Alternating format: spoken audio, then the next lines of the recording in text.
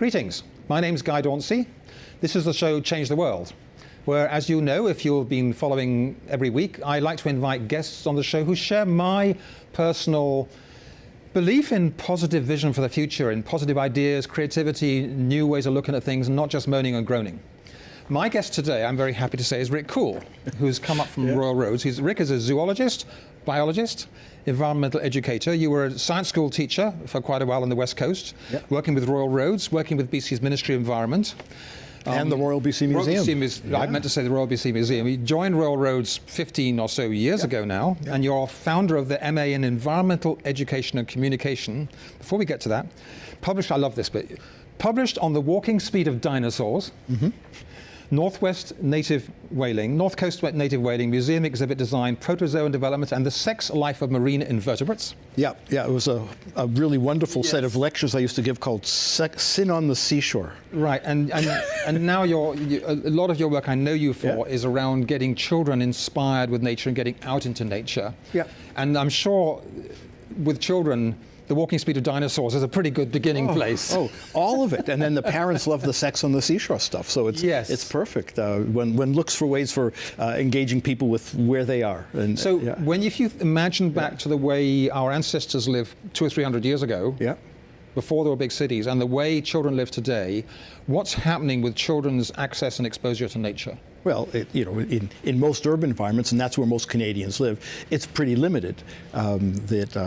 We've paved over most places, and we are concerned about safety, maybe in an almost irrational way, and so neither do we have free-roaming ranging chickens and children, and there's not much to get out into to experience nature. So every generation, it seems, has had a shrunken opportunity in the urban environments, especially, to have any engagement with anything that's somewhat natural. So some people would say, well, that's just change, and the computers are good, and getting on with stuff that.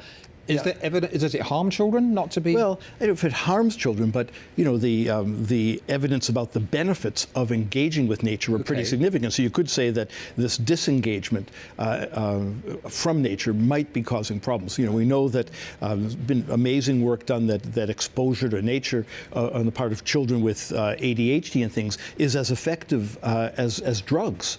15 minutes of being in not just a playground, but in green stuff. Really? is as effective as drugs for treating symptoms. So this is with ADHD, the hyperactivity stuff. Yeah. Have you any idea what actually goes on in the child's brain? Well, I don't think the people who've done the work, I don't know whether they've looked at brain stuff, but calms people down. It it's just a more human way to be, perhaps, than to be endlessly stimulated. There's a slowing down. There's a natural rhythm to being outside. The space is bigger. You're not in a small room. I've certainly read studies that show that when the television people are making their children's programs, they deliberately make them to be fast, with change happening way more than happens in normal life. So what you're saying is, out in nature, there's a much slower.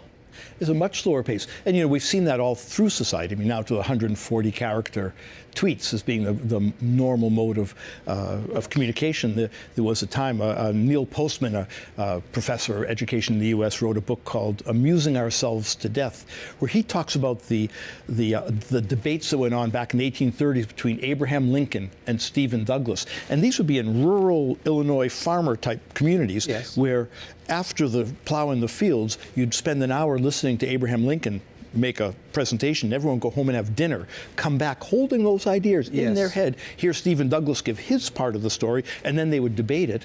Hours of thought that had to be kept track of, and now we talk about attention spans of minutes. So we've taught ourselves through many vehicles to be dissatisfied and to just want little pieces of things. Well, on social media, which is all-encompassing with younger people, bad enough for our generation, but even more so, it is a message very, very quick juggle around. So it's kind of hard to keep your mind on things. Yes. So and so being outside allows you to focus. I remember a study years ago done that noticed that there was a disproportionate number of people who won Nobel Prizes in science and medicine who grew up on farms.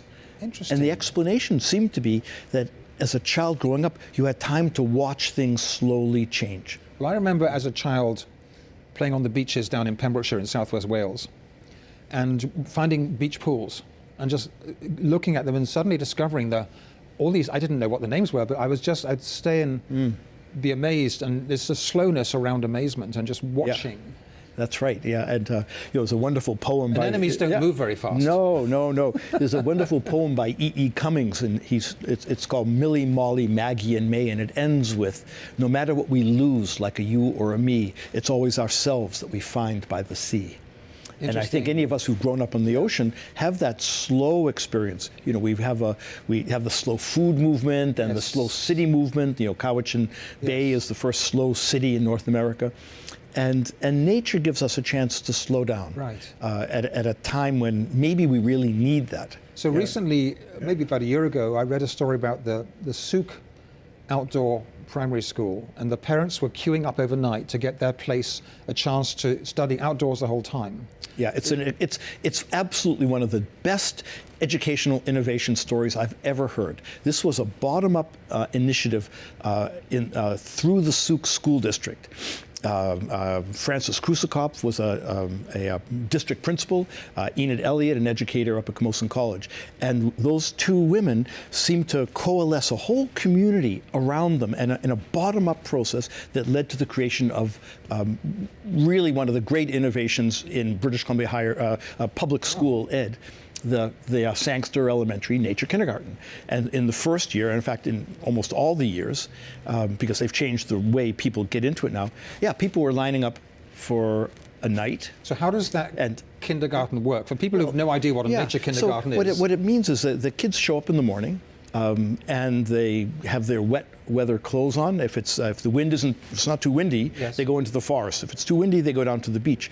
And they leave the school, they walk through the forest, the kids develop their own rituals, they're watching for things. They're walking with the two educators, a child care worker and an early childhood educator and the kindergarten teacher.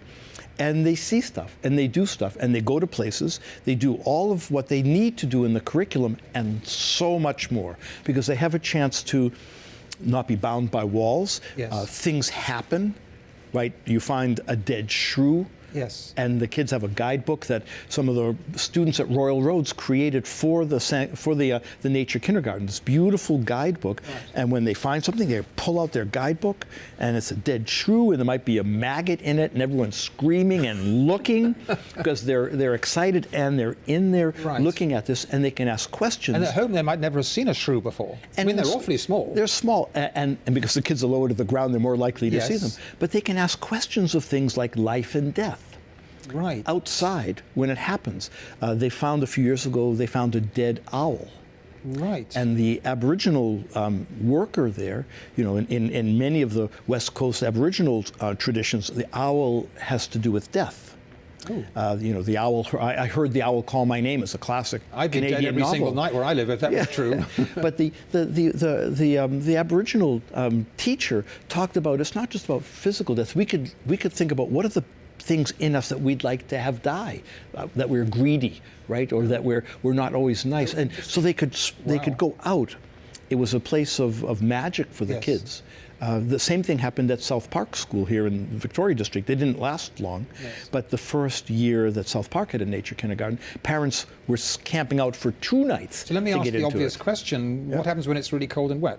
They're out, and in Denmark and Norway and Sweden, where all this stuff began, they're out. And it's cold out. And they just learn to have gloves or just look after themselves? Absolutely. The only thing is when in Souk is when it gets too windy. I think the story is when they can see the tops of the trees. Well, there's stuff falling down to those. Yes. I've been in the forest when it's windy and you don't want to go there. So they go down to the beach. Right. It takes a new kind of teacher. Yeah, I was going to ask, do they have to have new training or this? Well, the two teachers who came in that first year of the program, who are still there, had this community surrounding them. Enid, Francis, other naturalists, people from the museum, Yes. First Nations support people. There was this tremendous support to make this work. Right. And Souk has really worked. It's now a model for other schools around British Columbia and Canada. It's still going. Oh, they now have 2 schools in How Souk. many children are doing this? Well, there would be 20 or so in kindergarten at Sangster, and they've just opened up a new one in Souk, right adjacent to the Souk So is it First just Nations. the kindergarten level? Yes, but what happens, and this is true in many cases, I guess, is you bring a positive innovation into a system, Yes. and the system changes. And even before, as I understand it, when the superintendent Jim Chamberlain announced the nature kindergarten in Souk, Yes. even before it began, he announced it in the spring. Already the teachers started going outside more. Right. And it becomes a norm, and the kids expect it, and the teachers find, and it's not just in Souk, Yes. that you can do what you need to do and give the children even richer experiences in the doing Right. by being outside. I mean, you don't have to teach physics 12 outside because you should teach it outside, but there are many opportunities we have in elementary school and in secondary school. Well, all the principles of physics are there. They are. Gravity, water. Yeah, I yeah. mean, it's And you all could there. you could do it, I guess. Yeah. But it's that you have a purpose for being outside, and the Yes. kids have a purpose, which is to engage in the world, to explore things, to challenge themselves. The physical nature, the risk-taking part of being a little kid. Apparently you have a lot of accidents that take place in school playgrounds. Which Kids often get hurt. just bare bits of concrete. And climbing structures that are Yes. regular steps and things. Yes. Kids do much crazier things in the forest, according to my informants, and people don't get hurt because they're really more careful. Because I remember climbing trees. Yeah. And every tree's different. Yes, The way yes. where you put your foot, you got to think every time. Yes. The climbing frame, you just know where it is. So every tree is a different challenge. Can I stretch that? Can I not? Is it safe? So. And in a PE class, there's only a few ways to do an activity right, but. Enid Elliott talks about a story where there's some kids there's a big, the trees are big, they're big Douglas fir trees, Yes. and so a downed log could be 2 meters high. Yes. And so the root stumps are sort of Yeah. 2 meters high. Yeah. Yeah. And Good so- things to climb on. Great. So there's this little boy who's up on this high thing, and he tells Enid, "I'm going to jump there." Yes. And she said, "Ooh, that looks pretty. Are you sure? Because the rule is you have to jump to someplace where you can see Yes. the ground." "Oh, I can see it. Yeah, I'm going to jump right there." And she says, being true to her principles, Okay. Go, do it." And he leaps out. He is excited. He's done it. He gets 2 of his buddies. They all are now up on the stump. Now, these 2 buddies, Enid knows, are probably not as brave or as reckless as the first now guy. They've got peer pressure on them, though, right? What they do, or at least one of them, maybe it's one guy, Yes. he sits on the log Yes. and he slides into the There you spot. go, right. They've both done it. There you go. They were Yes. both excited. And so, there's so much more flexibility of what's possible. We all can go to where we can go to Right. in that kind of a So context. this has been going a couple of years now. Is there Yeah, any like follow 5 through years, when the yeah. children go back into the school? Is there any follow through in how they are? As far as I understand from Enid, who's been doing this research, ongoing research Yes. in Souk, the children do fine. They do well. They may be a little less happy with being indoors all the time, Yes. but they know that's part of grade 1. Kindergarten was outside. Right. The norm is grade 1. You're going to be inside the box, but. The children bond with each other, and the families bond with Is each other. grade 1 going outside at all? They do, but not as much as the kindergarten, obviously. Yeah. But there are other places in Maple Ridge, for example. Sean Blankensop, who's a professor at Simon Fraser University, Yes. helped to found a nature school. That's a K-7 school Oh, okay. in the UBC, what we used to call the That's up UBC to Research like Forest. 12 years old or so? Yeah, about that, yeah. And so they have an outdoor-based school Wow. in Maple Ridge. In the Sunshine Coast, they're developing them. Out in Salmon Arm, Yeah. they're developing these. They're Williams Lake. Yes. And what's beautiful about them, to me, is that each one of them is different. The Souk people, as the leaders, haven't said, "This is the way to do it. Right. This is best practice." Yes. What they've said is, "Here's what's worked for us. We can Right. talk about what's going to be work So for from you." my perspective, being fortunate enough to grow outdoors a lot when I was children. Anyway, in all my work in the past dealing with the climate crisis and other environmental crises, you can list what the causes are of various things going on. One of those causes is simple ecological ignorance. People sitting in cabinet who don't know what the carbon cycle is. People who don't know how the marine food chain works. And so CEOs of corporations who don't understand the carbon cycle. Is there a way of feeding that very childhood environmental learning and keeping it all the way through so that we have every child coming out ecologically informed and educated? It's a really interesting question, because I'm not sure it's necessarily a question of science knowledge. That there's as much a question of moral philosophy in this. Yes. Because we find it very easy to know things and do things that are very different. Right, that I'm sure that Justin Trudeau knows all about carbon in the atmosphere. I mean, he's been a teacher, he's done stuff, but we allow ourselves to, in bureaucracies and in government and in corporations, to engage in activities that if we had to actually physically do bad things ourselves, we might not do. Yes. But we can allow them to happen because it's just, we don't believe the implications, or they're too distant from us. Well, there is a distance, because like the plastics in the ocean thing is getting people very immediately. We know instinctively, A, it's ugly, B, it's wrong. Yes. But carbon in the atmosphere is invisible. It's invisible, it's vague, unless you know the science, it's hard to understand. It's like before Copernicus, it's obvious that the sun goes around the Earth. Yes. Yeah. It's only detailed science that showed us, oh no, actually the sun is the center, we go around the sun. And that mind stretch to learn ecological understanding is a challenge for a lot of people. Yeah, if carbon dioxide was yellow, right? That might do it. I'm sure it would do it. Yes. But I think I think we could do a much better job in schools, and maybe in our society in general, is to see systems, is to help find that pixie dust that reveals things that are hidden. I think a primary task of any educator, and you're an educator as you sit here and do these TV shows, and all the people who show up and sit in this chair are educators, in the sense that most of them are interested in revealing things that are hidden, and at the same time being open to revelation themselves, and have an interest in providing tools to reveal things to others. So understanding a system, explain what that means with relationship to nature. Yeah, you know, a system is a set of things that are in relationship to each other. That Such as? You know, whether it's a thermostat in your house that you turn it up and it lets the heat go on until the heat gets to a certain point, then it shuts off with a negative feedback system. And in nature, you have plants, you have herbivores, you have carnivores, you have parasites. If you have a lot of plants, you're going to end up with, you could have a lot of herbivores eating them. A lot of herbivores will give food but then the plants go down, and then you have a lot of food for the carnivores, and then when the carnivores eat too many herbivores, the herbivores go down, and the carnivores go down, and the plants can come up. And if the beaver builds a dam, you've got water. If the beaver dam is down, you lose the... It's that relationships in nature are as real as the things in relationship. And we used to say, one of the rules of ecology is you can't do only one thing. That's because you're dealing with a system, and with everything connecting to everything else, one thing affects everything else. Right. When you start taking that seriously, then which government I don't think really always does. Which is why a spill of diluted bitumen in the ocean water is a part of a system. It's part of a system, and it's not just even the diluted bitumen. It's what about the benzene, right? Which are huge. All these dilutants. The gases coming off it. Yeah. That all these things are connected, and in that we don't take relationships as being real.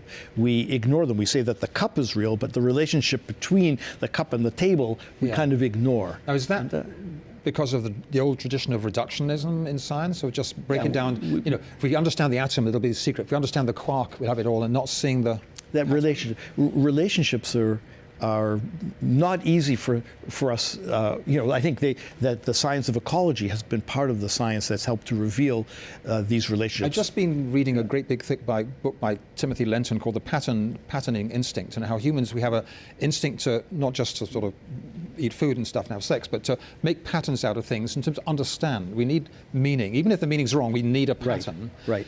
And the pattern of our Western culture has been, as set down in the Bible, we're allowed to dominate nature, we're creating a machinery technology, it's good to do that stuff.